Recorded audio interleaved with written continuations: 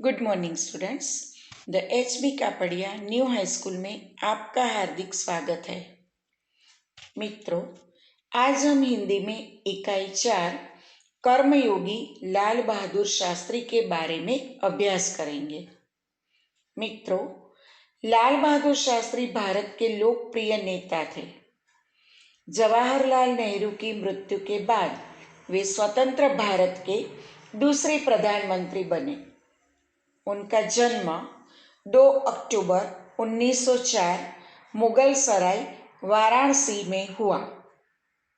मित्रों, भारत की स्वतंत्रता के पश्चात शास्त्री जी को उत्तर प्रदेश के संसदीय सचिव के रूप में नियुक्त किया गया था। गोविंद वल्लभ पंत के मंत्रिमंडल में उन्हें पुलिस एवं परिवहन मंत्रालय सौंपा गया। परिवहन मंत्री के कार्यकाल में उन्होंने प्रथम बार महिला संवाहकों की नियुक्ति की थी। पुलिस मंत्री होने के बाद उन्होंने भीड़ को नियंत्रण में रखने के लिए लाठी की जगह पानी की बौछार का प्रयोग प्रारंभ कराया। 1951 में जवाहरलाल नेहरू के नेतृत्व में वह अखिल भारत कांग्रेस कमेटी के महासचिव नियुक्त किए गए।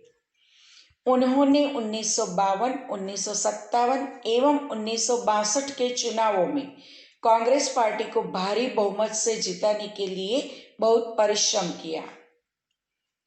जवाहरलाल नेहरू का उनके प्रधानमंत्री के कार्यकाल के दौरान 27 मई 1964 को देहावसान हो जाने के बाद साफ सुथरी छवि के कारण शास्त्री जी को 1964 में देश का प्रधानमंत्री बनाया गया।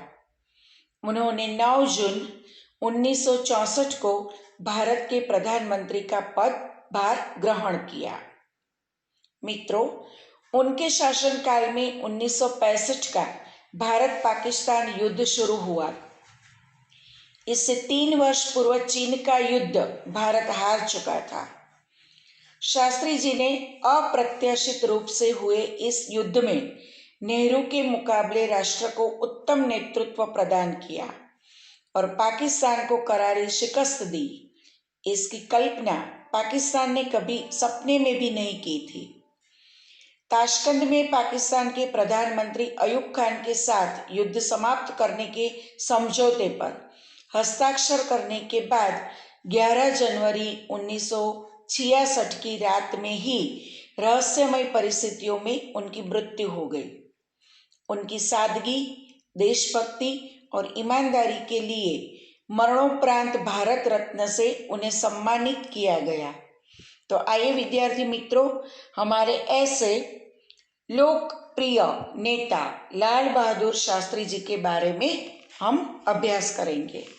मित्रों, इकाई 4 कर्मयोगी लाल बहादुर शास्त्री, लेखक शंकर दयाल शर्मा, साहित्य प्रकार रेखाचित्र। भारत के 9वें राष्ट्रपति श्री शंकर दयाल शर्मा का जन्म भोपाल यानी मध्य प्रदेश में हुआ था। आपकी प्रारंभिक शिक्षा मध्य प्रदेश में हुई। आगे की पढ़ाई आपने क्रमशः आगरा, इलाहाबाद तथा लखनऊ विश्वविद्यालय में की तथा एमए, एलएलबी की उपाधि प्राप्त की। बाद में कैम्ब्रिज विश्वविद्यालय से पीएचडी की उपाधि अर्जित की और वहीं पर 1 वर्ष तक प्रवक्ता रहे। तत्पश्चात भारत लौटकर आप राजनीति में सक्रिय हुए। विधायक और सांसद के रूप में आरंभ हुई आपकी राजनीतिक यात्रा राज्यपाल, उपराष्ट्रपति और राष्ट्रपति के सर्वोच्च पद पर जाकर समाप्त हुई। मित्रों, यहाँ पर ध्यान दीजिए, शंकर दयाल शर्मा भारत के यानी हमारे देश के 9वें राष्ट्रपति थे। वे राज्यपाल भी रह चुके हैं, उपराष्ट्रपति भी रह चुके थे और अंत में राष्ट्रपति के सर्वोच्च पद पर जाकर उनकी जो राजनीतिक यात्रा है वह समाप्त हुई। हिंदी और अंग्रेजी दोनों भाषाओं में आपने अनेक पुस्तकें लिखी, जिनमें से कुछ इस प्रकार है। देशमणि, हमारे पथ प्रदर्शक, प्रतिष्ठित भारतीय तथा हमारे चिंतन की मूलधारा।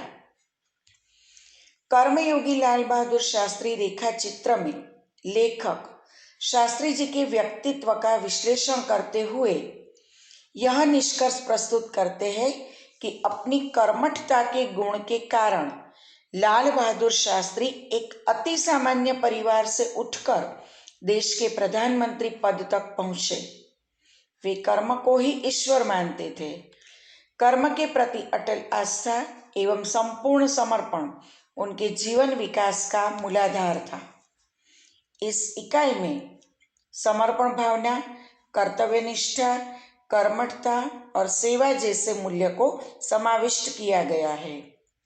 तो आइए मित्रों, हम पेज नंबर 19 पर पाठ का प्रारंभ करते हैं।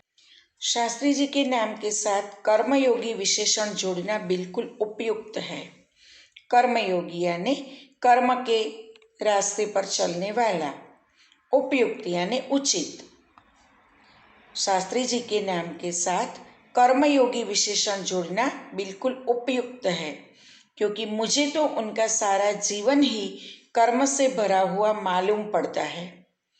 शास्त्री जी सामान्य परिवार से ऊपर उठकर देश के प्रधानमंत्री के जिस महत्वपूर्ण पद तक पहुंचे, उसका रहस्य उनके कर्मयोगी होने में ही छिपा हुआ है। वे उन लोगों में भी नहीं थे जो भाग्य पर भरोसा करके बैठे रहते हैं और अचानक कभी सफलता मिल जाती है, बल्कि वे उन लोगों में से थे जिनको अपनी हथेली की लकीरों के बजाय अपने चिंतन और कर्म की शक्ति पर अधिक भरोसा होता है, और वे क्रमशः अपने जीवन का रास्ता बनाते हुए आगे बढ़ते हैं। शास्त्री जी के लिए कर्म ही ईश्वर था और इसके प्रति बिना किसी फल की आशा किए संपूर्ण भाव से समर्पित रहते थे। यहाँ तक कि जब भी उन्हें फल की प्राप्ति के अवसर मिले, तब भी उन्होंने उस ओर हमेशा उपेक्षित दृष्टि ही रखी। उनका जीवन दर्शन गीता के निष्काम कर्मयोगी का प्रतिरूप था। निष्काम यानी बिना फल की अपेक्षा, प्रतिरूप यानी उदाहरण। इसलिए मैं समझता हूँ कि उन्हें केवल कर्मयोगी के बजाय निष्काम कर्मयोगी कहना कहीं अधिक उपयुक्त होगा। मित्रों, लाल बहादुर शास्त्री महान कर्मयोगी थे। वे भाग्य के भरोसे बैठने वाले व्यक्ति नहीं थे। उनके लिए कर्म ही ईश्वर था। कर्म के प्रति बिना किसी फल की आशा किए वे पूरी तरह समर्पित थे। उनमें गीता के निष्काम कर्मयोगी के लक्षण देखे जा सकते हैं। आइए अब हम पेज नंबर 20 पर चलते हैं। अपने उद्देश्य के प्रति दृढ़ आस्था, उस उद्देश्य को प्राप्त करने के लिए कर्म का भाव तथा उस कर्म के प्रति संपूर्ण समर्पण, ये 3 बातें मुझे उनके संपूर्ण चरित्र तथा जीवन दर्शन में दिखाई पड़ती है। अपने एक भाषण में उन्होंने इसी तरह के विचार व्यक्त करते हुए कहा था, यहाँ तक कि भले ही आप राजनीतिक क्षेत्र या सामाजिक क्षेत्र या किसी अन्य क्षेत्र में कार्य करते हैं, यदि आप उसमें सफल होना चाहते हैं, अपने दायित्व यानी जिम्मेदारी का पूरी तरह से निर्वाह करना चाहते हैं, तो आपके कार्य और समर्पण तथा भक्ति और कर्म में समन्वय होना चाहिए। समन्वय यानी संयोग होना चाहिए। मैं शास्त्री जी की सफलता का रहस्य उनके इसी महत्वपूर्ण चिंतन में मानता हूँ। साथ ही यह भी मानता हूँ कि किसी भी व्यक्ति, समाज और देश के विकास का रहस्य इसी भक्ति और कर्म के सिद्धांत में निहित है।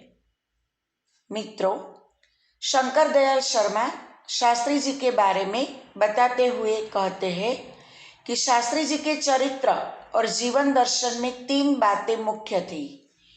पहली बात, अपने उद्देश्य के प्रति दृढ़ आस्था।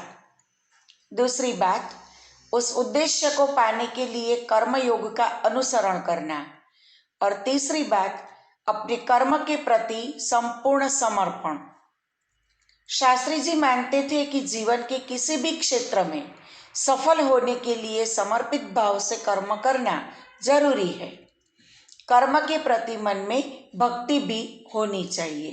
अब आगे, शास्त्री जी का संपूर्ण जीवन श्रम, सेवा, सादगी और समर्पण का अनुपम उदाहरण है। उनके ये गुण केवल उनके कार्यों और विचारों में ही अभिव्यक्ति नहीं पाते थे, बल्कि उनको देखने से ही इन सभी भावों का एहसास हो जाता था। उनके अपने व्यक्तित्व में विचारों का अनोखा समन्वय था। वे जो कुछ कहते थे वही करते थे। जो कुछ भी करते थे वह एकमात्र राष्ट्र लाभ की भावना से प्रेरित होकर करते थे। मुझे लगता है कि यह उनके चरित्र की एक बहुत बड़ी विशेषता थी, जिसके कारण देशवासी उन पर इतना अधिक विश्वास करते थे और उन्हें चाहते भी थे। पंडित नेहरू की समृद्ध राजनीतिक विरासत को संभालना और उसे आगे ले जाने का काम कम कठिन नहीं था, लेकिन देश ने उस समय यह साफ साफ देखा कि उसे संभालने की ताकत शास्त्री जी में ही है, और शास्त्री जी ने अपने निर्मल चरित्र और दृढ़ संकल्प शक्ति द्वारा देश की इस आकांक्षा को पूरा किया। मित्रों, यहाँ पर शास्त्री जी की विशेषताएं हमें बताई गई है। उनका जीवन श्रम, सेवा, सादगी और समर्पण का उदाहरण है। उनके गुण केवल उनके कार्यों और विचारों में ही नहीं, बल्कि उनको देखने से ही इन सभी भावों का एहसास हमें हो जाता था। वे जो कुछ कहते थे वही करते थे, और जो कुछ भी करते थे वह एकमात्र राष्ट्र लाभ की भावना से प्रेरित होकर करते थे। उन्होंने कभी कोई भी काम अपने निजी लाभ के लिए नहीं किया, केवल राष्ट्र लाभ की भावना से प्रेरित ही जो कुछ भी किया वह किया। मुझे लगता है कि यह उनके चरित्र की एक बड़ी विशेषता थी। उनका निर्मल चरित्र और दृढ़ संकल्प शक्ति द्वारा देश के लोगों ने उनके पास जो आकांक्षा रखी थी वह आकांक्षा को शास्त्री जी ने पूरा किया। अब हम आगे देखते हैं।